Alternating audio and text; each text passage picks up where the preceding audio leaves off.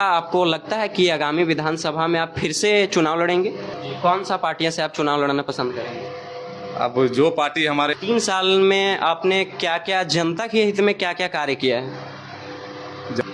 यदि शिक्षा की बात की जाए तो आपके ही पंचायत में मसानी गांव है जहां 5 क्लास है और वहां सिर्फ 2 शिक्षक हैं और सांप काटने का सुई क्यों नहीं उपलब्ध? सांप का भी हमने दिया, पर जा करके सिविल सर्जन से मिला। चलकुसा पंचायत सचिव की अगर बात करें तो जन्म प्रमाण पत्र हो या मृत्यु प्रमाण पत्र हो, एक बार में शायद किसी का नहीं बन पाता है। आखिर और सवाल, चलकुसा में जितने भी पीडीएस डीलर हैं जो राशन बांटते हैं, जो राशन के डीलर हैं, वो लोग कोई भी लोग जो है वो पूरा राशन नहीं देते हैं। अगर किन्हीं को 35 किलो मिलना है तो उनको 32 किलो ही दिया जाता है। आखिर ऐसा क्यों?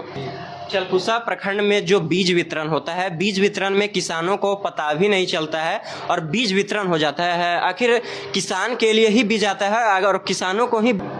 इस वक्त मैं हजारीबाग के चलकुसा प्रखंड के चलकुसा पंचायत में मौजूद हूं और हमारे साथ आज मुख्य अतिथि के रूप में चलकुसा पंचायत के मुखिया, पूर्व विधायक प्रत्याशी, सह मुखिया संघ अध्यक्ष आलोक सिंह है। सर, सबसे पहले तो आपका बहुत बहुत स्वागत है हमारे चैनल में। जी धन्यवाद। सबसे पहले मैं धन्यवाद देता हूं आपको और आपके चैनल को। जी, अभी आप कितने साल से मुखिया के कार्यकाल में हैं? ये लगभग 3 साल होने वाली है। 3 साल में आपने क्या क्या जनता के हित में क्या क्या कार्य किया है? जनता के हित में जो जो मेरे कार्य क्षेत्र के अंदर है हमने किया है। जैसे स्कूल का बाउंड्री हो, बच्चे को स्वस्थ रखने के लिए, स्वच्छता देखने के लिए हम लोग आरओ का व्यवस्था भी लगवाए हैं। सभी स्कूलों में सैनिटरी पैड मशीन भी लगाए हैं। और गंदगी, हमें लगा कि जगह चौक चौराहा पे गंदगी लग रहा है तो वहाँ पे हमने नाली का देने का काम किया है और अभी भी मेरा काम चल रहा है। छठ घाट में छठ व्रतधारियों के लिए हमेशा मैं देखता था कि कष्ट हो रहा है तो वहाँ सीढ़ी का मैंने निर्माण किया। और श्मशान घाट में भी लोग जाने से और वहाँ पे लाश रखने में लोगों को तकलीफ होता था।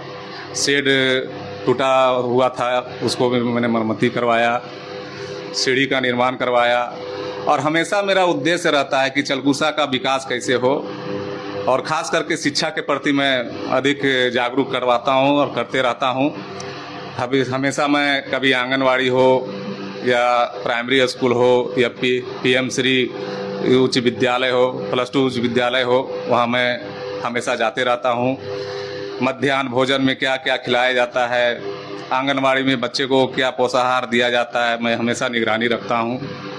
यदि शिक्षा की बात की जाए तो आपके ही पंचायत में मसानी गांव है जहां 5 क्लास है और वहां सिर्फ 2 शिक्षक हैं। ये कैसे पॉसिबल हो सकता है? ये हम लोग पहले भी लिख के दिए हुए हैं। जैसे कि देखिए, यहाँ पे मेरा पीएम श्री +2 उच्च विद्यालय है, लेकिन यहाँ 5 शिक्षक को डिप्टेशन में इचाक और हजारीबाग दिया गया है। मैं अपने लेटर पैड में लिख के दिया हूँ, शिक्षा पदाधिकारी को दिया हूँ। डीसी महोदय के सामने भी मैं बात रखा था टाउन हॉल में कि हमारे यहाँ शिक्षक की कमी है। खास करके साइंस का टीचर हमारे यहाँ डिप्टेशन में चला गया है, जो कि एक लेडी टीचर थी, उसको भी यहाँ से बुला लिया गया है। मैं हमेशा मांग करते आया हूँ। और खासकर एक बात बोल रहा हूँ कि हॉस्पिटल के मामले में भी हमने एम्बुलेंस 108 का डिमांड भी किया था और वो पूरा भी हुआ था, आ भी गया था, लेकिन किसी कारण बस फिर से पुनः वो वापस हो गया है। और यहाँ पे जो आपको अभी कुत्ता काटने की दवा है, लोमड़ी काटने की दवा है, वो मेरा ही देन है। मैंने जा कर के सिविल सर्जन से अपने बैठ करके यहाँ पे मैं करवाया। कुत्ता काटने का इंजेक्शन जैसा कि आपने बताया कि उपलब्ध है चलकुसा हॉस्पिटल में? जी उपलब्ध है। और सांप काटने का सुई क्यों नहीं उपलब्ध? सांप का भी हमने दिया, पर जा करके सिविल सर्जन से मिला। उसमें मुझे यही आश्वासन दिया गया कि उसके लिए स्पेशल एक डॉक्टर की बहाली होती है और यहाँ 24 आवर बिजली की व्यवस्था होनी चाहिए। और वो सांप का दवा एक बार निकालने के बाद दोबारा नहीं पड़ता है, उसके लिए स्पेशल डॉक्टर की व्यवस्था करनी है। तो हम लोग कुछ दिन पहले देखा गया था कि चलकुसा में भारत का सबसे खतरनाक सांपों में से एक रसल वाइपर जैसे सांप जो है चलकुसा में देखा गया था, फिर भी यहाँ पे जो है सांप का दवाई उपलब्ध नहीं है। क्या आप लोग इसके लिए प्रयास कर रहे हैं? सबसे पहले जिस दिन जयनाथ भूया की पत्नी को सांप काटने से देहांत हुआ था, उसके तुरंत दूसरे दिन मैं सिविल सर्जन से मिला। अब उनसे मैं आग्रह भी किया कि सर मेरे यहाँ ऐसा है कि सुदूरवर्ती क्षेत्र में और जंगली क्षेत्र में हम लोग हैं और यहाँ से अगर किसी को कुछ हो जाता है, सांप भी काट देता है, तो लगभग 1.5 से 2 घंटा आने में लगता है और 40 मिनट का समय दिया जाता है। जो किसी को काट दे तो 40 मिनट का समय होता है। इसलिए आप मेरे यहाँ हॉस्पिटल में आप सांप काटने की दवा को उपलब्ध करावें।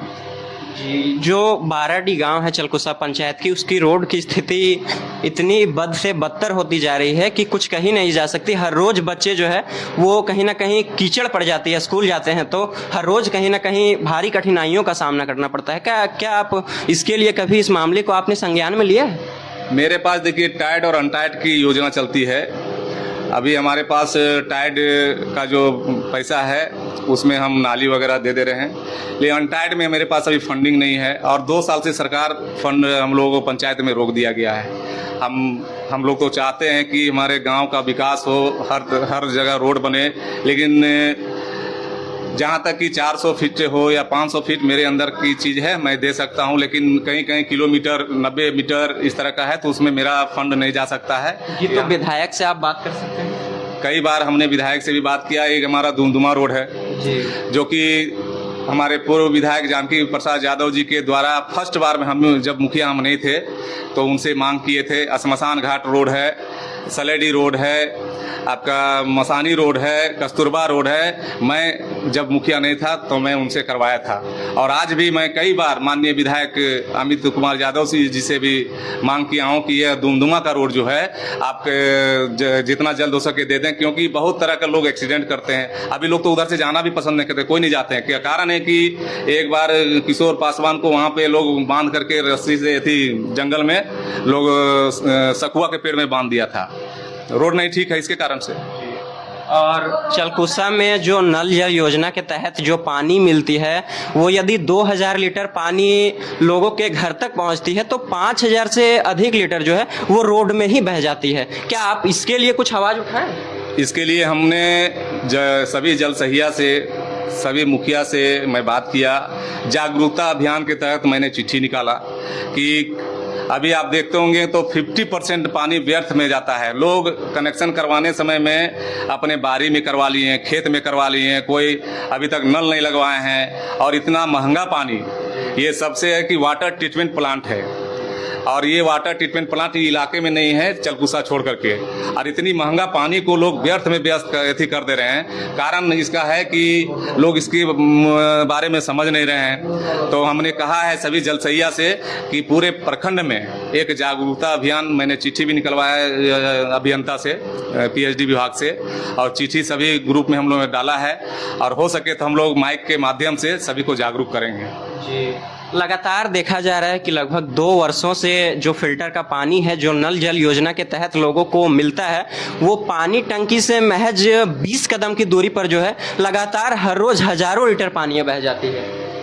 क्या उन लोगों को जो वहाँ कार्यरत हैं उन लोगों से आप कभी बात किए हैं कि इस तरह से जो पानी है बिल्कुल ही व्यर्थ जा रहा है, ना कोई इसका इस्तेमाल कर पा रहा है और ना ही कोई सही उपयोग हो पा रहा है? देखिए कई बार ऐसा होता है कि चरवाहा लोग जो हैं वो अपने स्वार्थ के भावना से उसको नल को, ये जो आपका ईयर कोई रहता है उसको तोड़ दिया जाता है। अगर हमने बराडी में जो लीकेज था उसको ठेकेदार से बात करके नया लगवाएं जो अभी बंद है। जी, अभी तो कल ही शायद देखा गया था कि बाराडी में जो यहाँ से मुड़ता है पानी टंकी के जस्ट बगल से 10 कदम की दूरी पर वहाँ से भी हजारों लीटर पानी रोज बहाई जा रही है। उसी को तो मैं बोला कि उसको तो मैंने बदलवाया, उसका जो चाबी है नहीं, वो कल ही देखा गया था, आपने शायद वो देखा होगा। लेकिन ये जो महज लगता है कि 10 से 15 कदम की दूरी पर जो है हर रोज हजारों लीटर पानी बहती है। ये मुझे जानकारी नहीं है, लेकिन आपके माध्यम से जानकारी हुई तो मैं पीएचडी विभाग के स्टाफ से बात करूंगा। कल ही हो सके आज ही मैं जाकर के इंक्वायरी करवाऊंगा।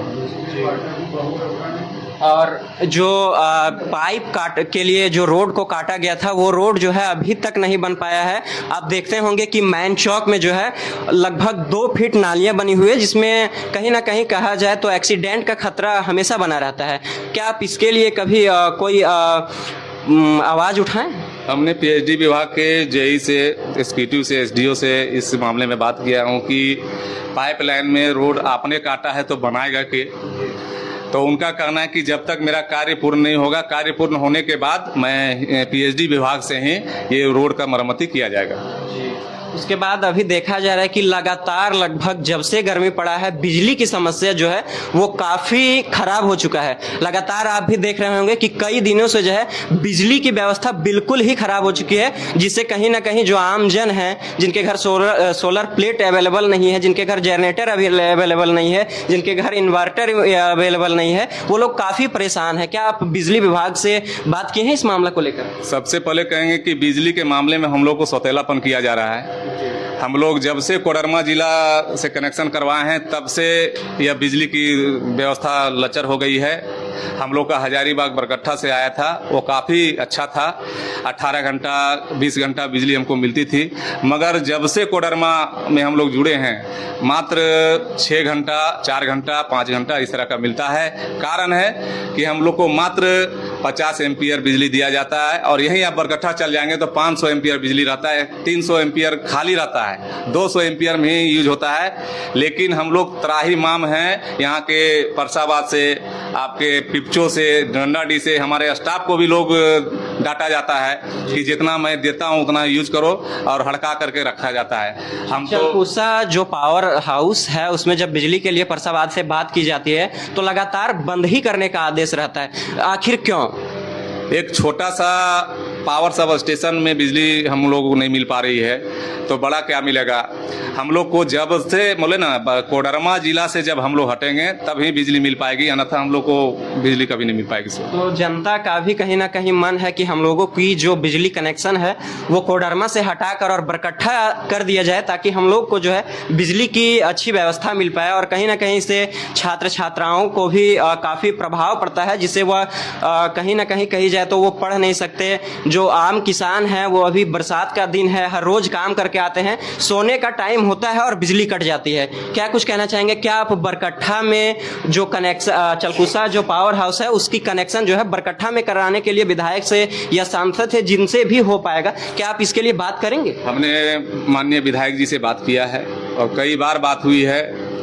हमारा बेड़ोकला पावर सब स्टेशन बनने वाली है, 33 जो तार है वो शायद बंडा सिंगा में आने के लिए नहीं दिया जा रहा है और हम लोग से भी वहाँ के जेई से बात हुई, बिजली विभाग के स्टाफ से बात हुई कि आप लोग को एक दिन आना पड़ेगा, तो हम लोग तैयार हैं। जिस दिन हम लोग को विभाग से बोला जाएगा कि आपको यहाँ पे मदद करनी है हम लोग करेंगे और पावर सब स्टेशन जितना जल्दी बेड़ोकला बनेगा उतना जल्दी हम लोग को 33 बरकट्ठा से मिलना चालू हो जाएगा। तो कब तक ये संभावना है कि बिजली विभाग में सुधार हो जाएगा और बरकट्ठा से हम लोगों का जो कनेक्शन है वो जुड़ जाएगा? जितना जल्दी एनओसी फॉरेस्ट विभाग दे दे उसके कारण से रुका हुआ है। अब हम देखते होंगे कि हम लोग जब परसाबाद चालू कर रहे थे तो फॉरेस्ट एनओसी नहीं दिया, लेकिन यहाँ की जनता चाही तो यहाँ पे बिजली हम लोग चालू करवाएं। रात दिन हो, सब जंगल में जो भी सकुआ था वो किसी तरह जो नुकसान कर रहा था, जो पेड़ तार सट रहा था उसको हम लोग छटैया करके और बिजली व्यवस्था हम लोग चालू करवाएं। उसी प्रकार से अगर जरूरत पड़ेगी जनता को तो जनता यहाँ तक पहुँचेगी। जी, आप इससे पूर्व में विधायक का भी चुनाव लड़ चुके हैं। अगर आपको कोई पार्टियों से ऑफर मिली तो आप किस पार्टियों से चुनाव लड़ना सोचेंगे और क्या आपको लगता है कि आगामी विधानसभा में आप फिर से चुनाव लड़ेंगे?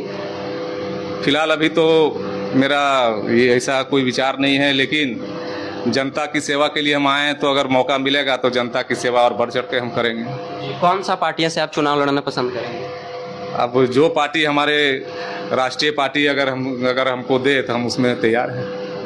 का सवाल है कि हर बार जो खेल मैदान के लिए हर बार आश्वासन दिया जाता है, लगातार 4-5 वर्षों से आप मुखिया थे नहीं थे, उस टाइम से ही लोगों का ये सवाल है कि आखिर चलकुसा में जो एक खेल मैदान का निर्माण होना है वो सिर्फ आश्वासन के नाम पर ही रह जाता है। क्या लगता है कि खेल मैदान चलकुसा में कभी बन पाएगा?